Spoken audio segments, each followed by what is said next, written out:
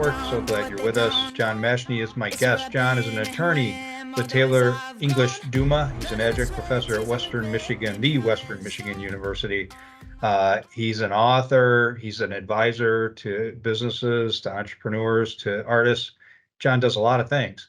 And he operates his various business endeavors on EOS. And we're talking about EOS tools. And John, in the last segment, we talked about a couple of really important tools and had a conversation about core values.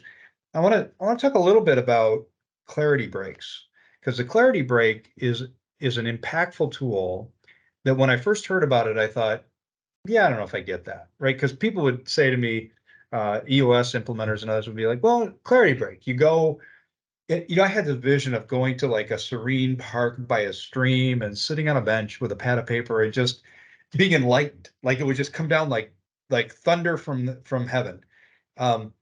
It's not quite that, but it has turned out to be almost as impactful for me. Do you take clarity breaks? And if so, have they been impactful? Yeah, absolutely. And I think I probably did it before EOS because I was a big journaler, right? So I tried to reserve a little bit of time every morning to just write in a journal. And I think it's not about writing, it's about just like letting your thoughts come out and flow. And like to me, I just believe when you create space, your mind will fill it. And whatever comes out, it's really important to understand like that you have to capture that somehow and it has meaning. It's not just garbage that comes out, right? It's something that would never come out unless you kind of opened up a gap or created a vacuum or a space that your mind says, okay, I'm going to fill it.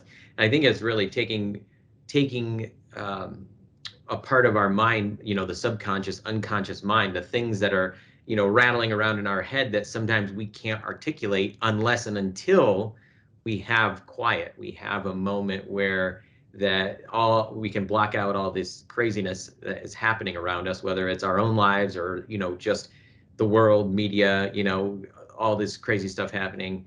So yeah, I really think a clarity break to me is really fundamental. And one thing I'll add, I learned from Coach Bob Shenefeld, he calls it a take 5, and he just got this worksheet, and it's literally something to do that you can even share with other people, right? Hey, this is what I'm feeling right now. This is my stresses. This is the problem that I'm facing, right? And this is who I want to be. And so it's really a framework to focus our energies. And then I love the ability to share, some of those things with other people, especially if they're team members, right? Being a leader doesn't mean that you're this just iron wall and what you say goes and then you can't interact with people. I think it's important for people to understand what's the leader feeling, or what am I feeling? Like, how am I doing, right? If I have anxiety about something, if I just wall it off and nobody ever knows, even if it's outside of work, it can harm workplace performance. And sometimes people just need to know, like, hey, this is what's going on. I went to a funeral yesterday. I went to something happened to me, or this customer, I had this conversation and it really affected me. So I think sometimes it's important to, one, identify it in ourselves, and then two, communicate some of those things to other people. Yeah, I agree completely. And for me, it's interesting because I don't go to a stream, like I said, but I will sit in a quiet place in my house, right, with a cup of coffee.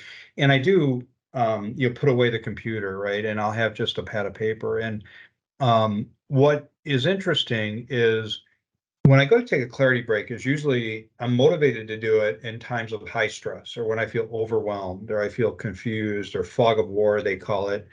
And in my head, when I go into a clarity break, I feel like there's about 150 things that are swirling in my head, that are bothering me, that are just causing me stress.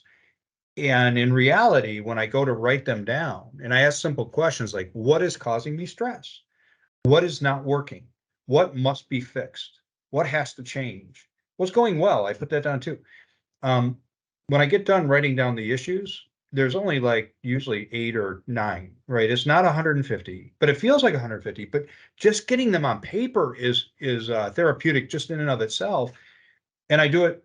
Sometimes they're business issues, sometimes they're personal issues. I have them both, and then I will look at them and decide, okay, what can I do about these, right? And some of them, I just need to tell somebody something, right? I need to have a conversation I've been avoiding. Some of them, I just need to get more intentional. Like I was gaining weight, I put that down. well, I need to need more attention. So I started tracking my fitness routine, right? That some of them are out of my control, right? And for me, I let those go. I leave those to God. I let them go. Um, and then others are long-term issues that I may have to work on over time. But the clarity I feel like the weight being lifted is amazing to me when I get it down on paper. And I guess as a journaler, that makes sense to me. You were in the habit already, so this isn't a new idea. Like most things in EOS, it's a regular habit that you've gotten into. Yeah, I also think having a structure to it too, whether it's, doing it on a certain schedule in the mornings, right? Things like that. That's important because Yeah, sometimes find time. you need to do it, but you won't set aside time to do it because you have all this uncertainty in all these other places. Yeah. And we'll talk about that when we come back. We've got another segment to go. And after the break, I want to wrap up that thought on clarity breaks. And we're going to talk about your books a little bit. And we're going to also talk about what inspires John. So we're looking for inspirational movie, song, movie scene, song, poem, could be anything. We want to know what inspires you, John. So we're coming back right after this. You're listening to Getting Your Grip on the Michigan Business Network.